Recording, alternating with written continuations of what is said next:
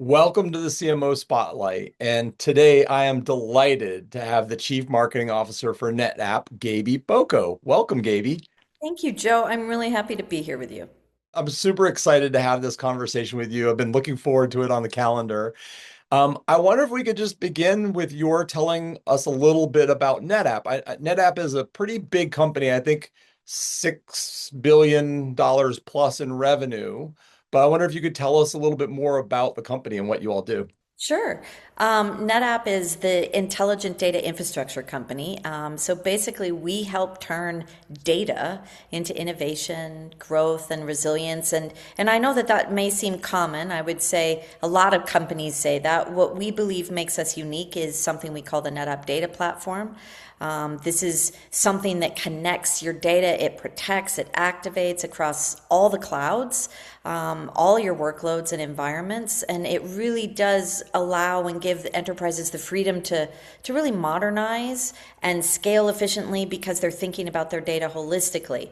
This is not an analysis project. I like to say that NetApp has a legacy of data storage, but that what this is not just where your data lives. It's really what we're committed to at NetApp is how your data moves. Mm. And so that means that your data is always ready to power things like AI, to defend because it's secure, and to really drive business breakthroughs. We call that unleashing genius.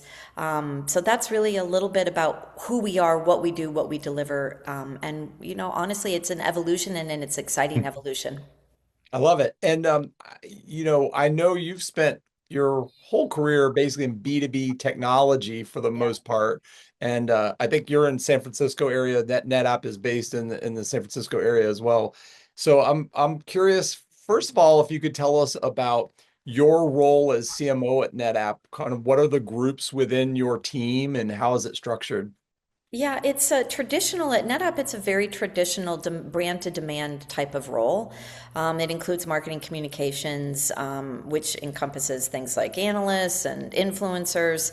It's very heavy on how we think about narrative and branding, not just campaigning. And then it is 100% connected into how do we generate demand, either coming through digital, either coming through the partner channel, coming through how we would source and purchase leads. So the goal is to impact pipe and to do that by virtue of having a strong name brand, having a strong narrative, and driving the kind of demand that creates, hopefully marketing influencing 30% of what revenue comes in. So traditional, and yet I would say probably a little bit revolutionary in terms of how we think about it. But yeah, that's what I manage, and that's kind of how we think about marketing here.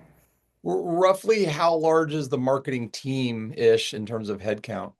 Yeah, I would say it's in terms of my budget, 60% of it I spend on programs and about 40% of it I spend on people, and my people equivalency is about 230. Oh wow. Okay. That's a robust team, but considering, the size of the company, that makes a lot of sense too. Correct. So, all right, I alluded to it briefly that you've spent your whole career in technology and B2B technology. And so I wonder if you could give us a little bit of the career path that led to, I know you've been at NetApp for a little over 4 years. And immediately prior to that, you were at Hewlett Packard for six. And then Sage before that. So I'm curious if you could just give us some of the highlights of that career path. Yeah, sometimes when I look back at the career, I feel very old, but it's, over 20 years, definitely um, guiding marketing transformations. A lot of these are storied companies I've been privileged to be a part of, not always in the CMO role, and ones that have been what I say at the nexus of defining what technology innovation is, Cognos, SAP, Sage, HPE, you've called out a few. Previous to that, I was in a lot of small startups that also were defining kind of being on the edge of ideas that were shaping where technology was going, things like search and video and business intelligence. So there were a lot of smaller companies. I think as with anybody in technology, once you get bitten by the bug, when you're young, you think what company is going to hit and I'm going to become a billionaire. When you're older, older, you're thinking, what can I make an impact and a real difference on? My transition went from small to big. I think a lot of people's is potentially in reverse, going from big to small. But that just happens to be my trajectory. Before that, it was how did I get bit by the bug? I decided I didn't want to be a lawyer, and that in and of itself, when you decide you don't want to do something and you go a different direction, that changes the course of your decision making. So yeah, that's kind of in a nutshell how I would define where I got to and kind of the influences that shaped me. I love that. And so that leads me to this question, which is basically, I'm curious if there was a piece of advice that you got early in your career, or maybe a piece of advice that you wish that you had gotten earlier in your career, or maybe advice you'd give to a young person who's just beginning their marketing career or their technology career. You know, I got advice early on to, think about something you're good at and to use that as the core. The person that was saying that to me was really driving me towards focusing in on customers because that becomes the lens by which you're able to succeed. And I've kept that. Focusing on somehow bringing customer success, customer improvement. Customers can drive and dictate, so many different things. So, I've paralleled that with how to innovate. I'm a little bit of a bold marketer. I try to be bold. So I think that balance is what do the customers need? What can I help them do? And how do I, connect that back to innovation? If you're starting out in your career, I think it's the anchoring on what you're going to be good at. What you're going to be good at is not the title. It's not the task. It's not the tactic. It's really those values that you bring to it. For me, it was making customers successful and having a mindset around innovation.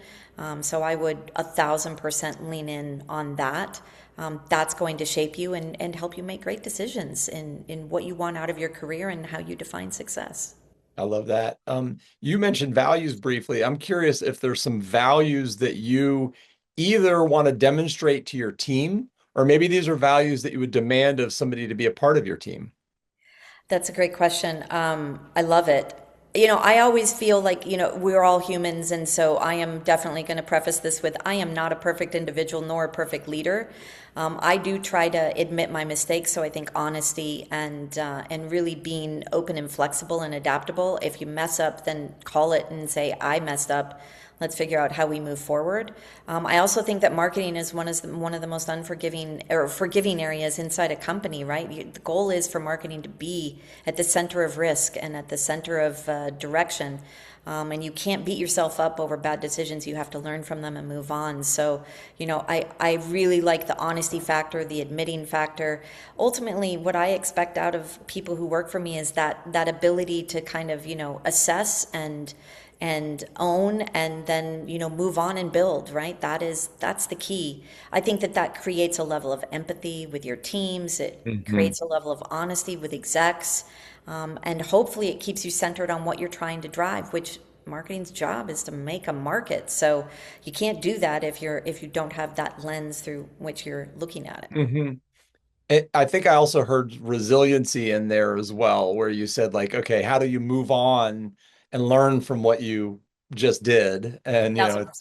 yeah, I love it. Yeah, absolutely critical. I mean, honestly, marketing I think is one of the hardest parts of an organization to be in, right? Everybody knows how to do your job better than you do. Everybody has the smartest ideas. Your job is to not out argue the idea. Your job is to figure out the impact that it's going to have, and Hmm. and that makes you a really great partner, and that's a really hard thing to do. So for marketers, I think that resiliency is critical. Hmm. Hmm. I believe that everybody has a superpower, and I'm curious what you have been told your superpower is. Oh, well, you mean in the good conversations or the bad conversations?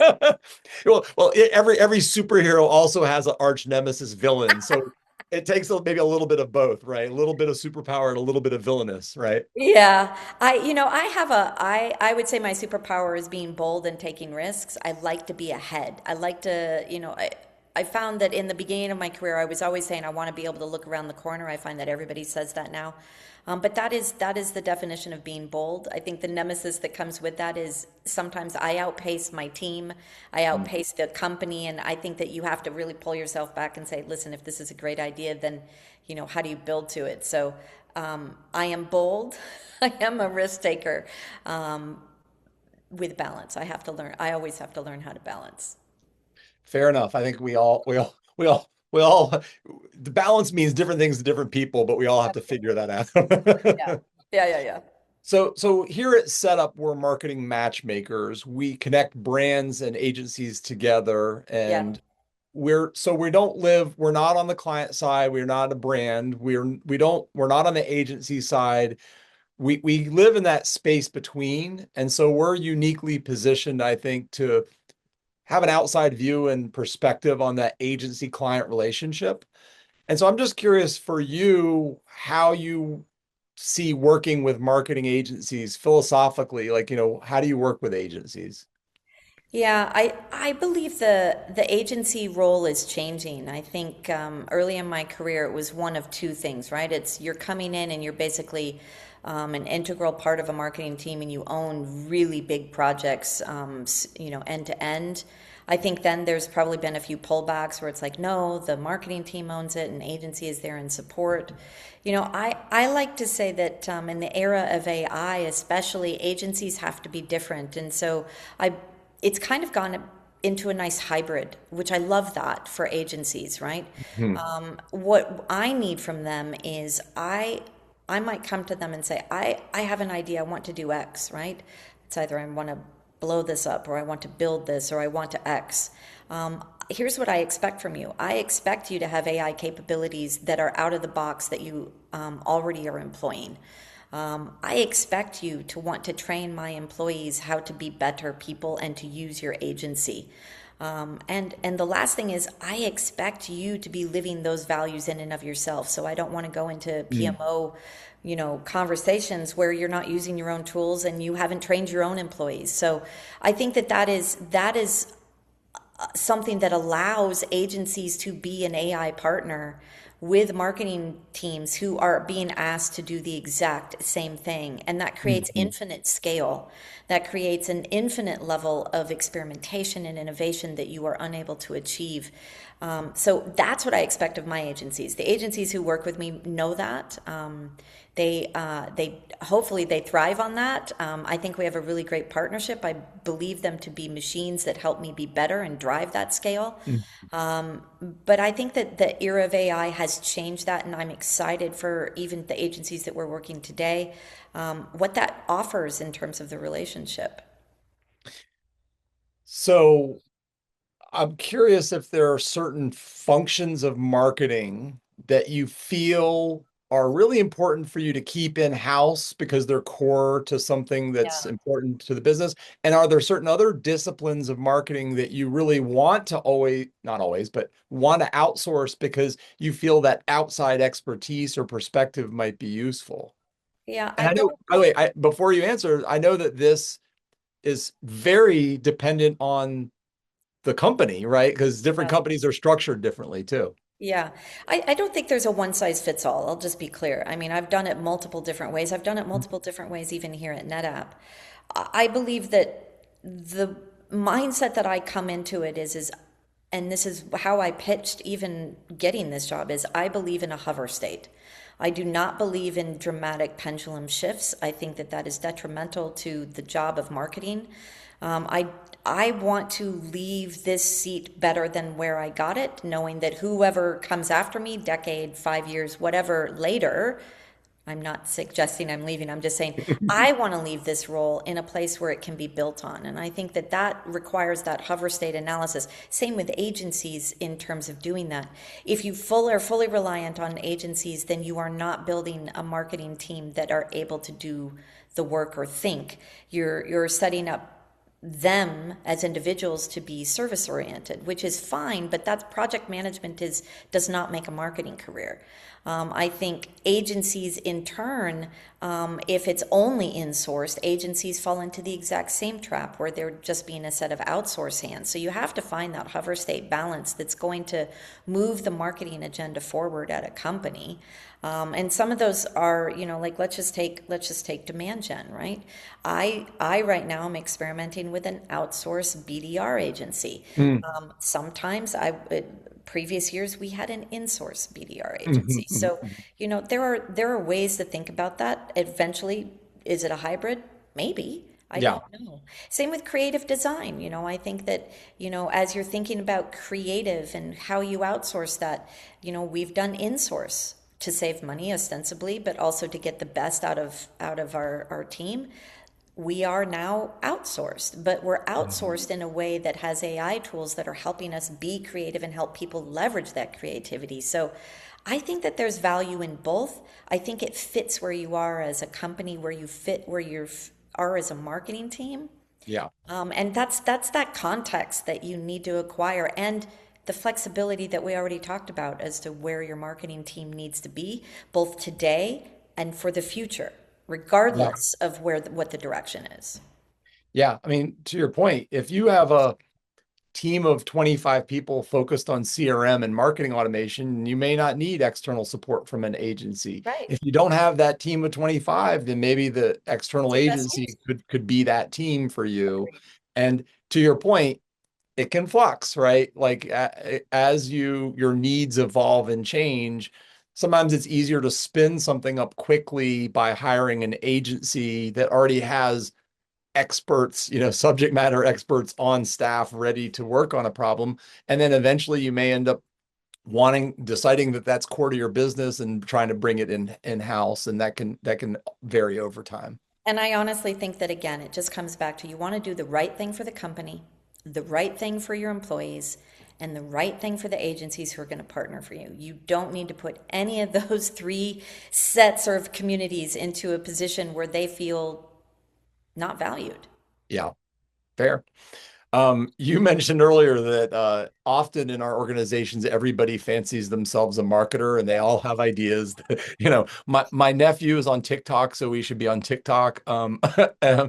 So I'm curious, how do you demonstrate the value of marketing to the non-marketing functions within the organization, and how do you bring them along to kind of help them understand the value of marketing? It's a hard thing because you don't want to call anybody's, idea ugly. That's the hardest part. Honestly, it comes down to metrics. It really does. Did that idea perform? And I think it's also being flexible. I'll let that idea run. If it doesn't perform, we won't do it again. Hmm. Right? So it's all really about the performance on the metrics, and the ultimate performance, again, for us is the brand growing in awareness and familiarity that is influencing our pipeline. Can we create enough demand from that influence to improve revenue? I mean, that's the net, right? Everything else is just a vanity project, right? It's Hmm. because I wanted to do it. So if we can anchor on those, then marketing is contributing to the business, it's contributing to growth, and it's contributing to the future state. Whatever your idea is, if it does not improve that vector of information, then it's not right. I think that getting marketers to present it in that simple aspect is the hardest part, Yeah. because there are so many metrics that you could throw at something. My least favorite metric is influence of all things, because if you go through influence, it's like, technically, if you're in marketing, you're influencing and touching everything. I'm not really sure that how that metric is gonna stand up to people saying I'm doing XYZ. But I think it's the rigor that comes from saying these are the ones that matter, these are the ones that we're going to focus on, and then being maniacal in the room talking about them, right? When I'm going into a room, I'm honest. I'm never green if the company is not green. I am never performing if I'm at 20% or 60%. I say the numbers are logical and black and white. This is where I am. Can I do better? Absolutely. So Hmm. I think that the numbers become the power in the communication, but the streamlining of the numbers to just a few become the ability for marketing to be at the table and not just delivering on the tactics. Yeah. Well, I'm going to give you a kind of a curveball question related then, which is the difference between performance marketing and brand. It's super easy. CFOs love performance marketing, right? I put this many dollars in and I generated this many leads. I was able to move the leads from here to here in a pipeline. I lived B2B marketing for years and years. So I love the idea of nurturing leads, through a pipeline. But so how do you make the case for brand marketing where it's not going to directly generate a lead or a sale? Yeah, I do think it does. I think that demand has been shown that if it doesn't have enough air cover to it and you're not acquiring net new names that you're able to prosecute that way, then brand brand is influencing it, but it's influencing it in a different way. Demand can never go out and acquire all those names to the level that we need to. Mm, I gave an example on sponsorships. We're big into sponsorships right now, and the reason that we chose sponsorships over mass media, right? Media is still great, ABM, the right things to do, put media where it needs to be in some thought mhm. leadership, etc. But I can't spend with my budget enough media to get us enough presence in front of net new names to be able to fill the top of the funnel for demand to be able to take that and to go prosecute it. So the value to me is the acquisition of net new names and the Mhm. ability to say in those net new names how many are now aware, has awareness improved, not just awareness, has favorability among those net new names improved so that the volume of what I'm being able to prosecute and demand. Now that's a really hard number to get to, super hard, right? Yes. That is not a number that I take lightly. It's not a number that the company I work for takes lightly. I am pushed on it regularly. What's the value? What's the value? I don't get this, but at the end of the day, I think it's something that you have to not be afraid of. Brand is a critical part of what we do as marketers. It is not fluffy. Yeah. It is not a throwaway. And I think that how you think about your brand has to be a little bit inside out to what maybe you've done before. That's how I started to look at it. Like, what am I replacing something with? What's the tactic that's going to work? Would do the same thing in demand. Did this campaign work? Did this work? You have to treat brand the same way. So, listen, brand, absolutely critical. Am I a master at it? Nope. I'd say my company, we're still learning along the way, but I'm being given permission to experiment in Mm. order to grow the impact on pipe and revenue, and hopefully we're seeing that happen. Yeah, absolutely. So I'm curious if there's a campaign or a program that you ran either in the past or in the current role or even in the past role at Sage or Hewlett Packard, where it taught you a valuable lesson, either because it was a miserable flop and you learned something that you need for the future, or it was a huge success and you'd like to try to recreate that in some different way in the future. I would say I have probably more flops than I have huge successes, if I'm just being candid. Um, I think less about campaigns and more about tactics. I would say, something that's worked for me that I continue to learn from are events. Mm, How events get run are critical to how you think about a communication strategy. And the multiples of events that you run are either positive or negative on what kind of influence you're getting in the market and how much demand is moving through your funnel. I would say events are the hardest thing to quantify. You spend a lot of yeah. money on it. Like how do you quantify whether you serve a salad or a sandwich? That's a really hard thing to do. I think that sponsorships are also equally difficult, right? Again, you're spending a lot of money to get eyeballs, and people have to be in on that. They have to say it. I'd say I'm in the early stages of my switch. I would say that a lot of people are saying you pick sponsorships over media, and yes, I did. That is absolutely correct. I did, but what the value is that we're still working through it. And so far, knock on wood, it's seeming to give us the net new eyeballs that are helping us gain more traction in the market. So knock on wood, that's there. I would say the biggest flop I've ever had is comes from being having hubris as a young marketer, and that has tainted how I work ever since. That is hubris in how you think about the decisions that you make. I way back when did ran the 800 numbers for catalogs, and I put one into print that wasn't even on our bank. And I was responsible for going and securing that phone number back. Horrible. That demonstrated to me the strength of you got to be able to check all the details. Just because you do it doesn't make it right, and you have to be willing to pivot and to kind of go and access and get certain things back if you do it wrong. And I think, listen, all campaigns in terms of success have to be looked at through the lens of what went right, what went wrong, did it Mhm. deliver? As far as I'm concerned, everything that I've done has always taught me, and I always try to look at the failures versus the successes because I actually learn the most from them Yeah, for in sure. terms of how to lead, how to measure, what not to do the next time. So yeah, I mean, there's probably a whole host of many other things that went wrong-ish, good-ish in my career, but less about me and more about the people that I work with. I'll put them as being successful and me as, taking the learnings. For sure.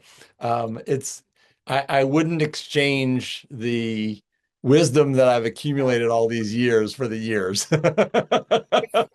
It's crazy how important it is to do that. I also think it's really important as a leader when I do win, it's never me. It can't be me. Yeah. It's got to be the people who did it because at the end of the day, I'm signing checks, right? Yeah. I'm not doing. Fair.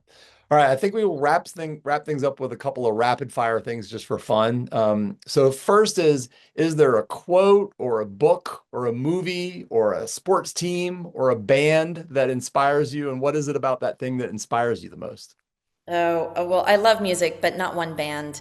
Um, I can't give you my sports team because I sponsor too many of them. So I love all sports. Doesn't matter what it is. Huge baseball fan, but a huge football fan, hockey fan, all of it. F1, all of it. I would say that one of my favorite movies is The Close of American President, Hmm.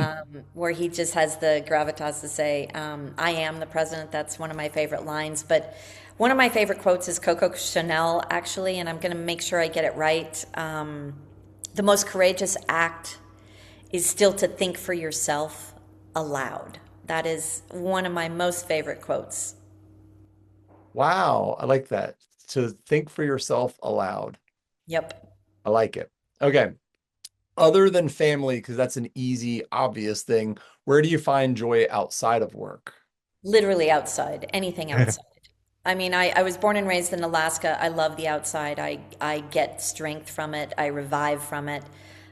It on a bad day, it makes me the most hopeful. On a good day, it makes me calm. So So we're talking skiing, mountain biking, hiking, any of the above. What's the any of it. It doesn't even. It could just be even sitting outside. Hmm.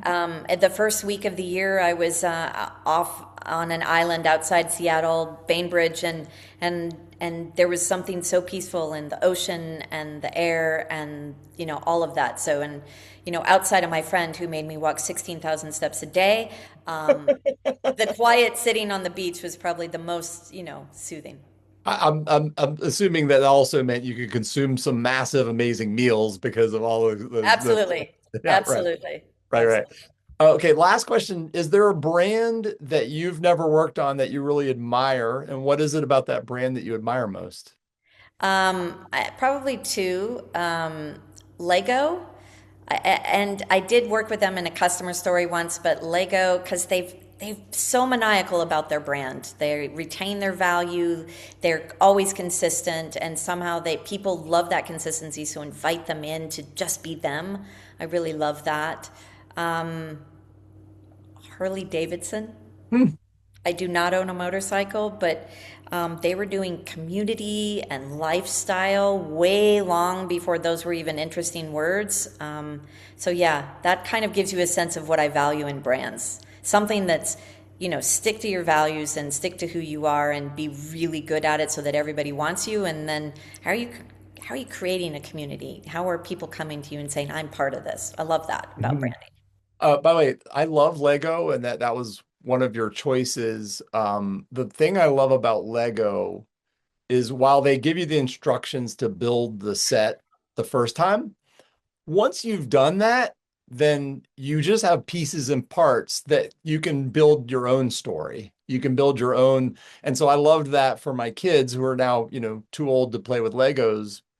But when they were young, I love the idea that they can use their imagination and create their own story versus, some other large companies that are all about telling you how the story ends. This I Lego agree. doesn't tell you how the story ends. I So, love that. I think I agree with you yeah. 100%. Excellent. Well, this has been such a joy. Gabie Boko is the Chief Marketing Officer for NetApp. Thank you for spending this time with me, Gabie. It's been such a pleasure. Joe, love the conversation.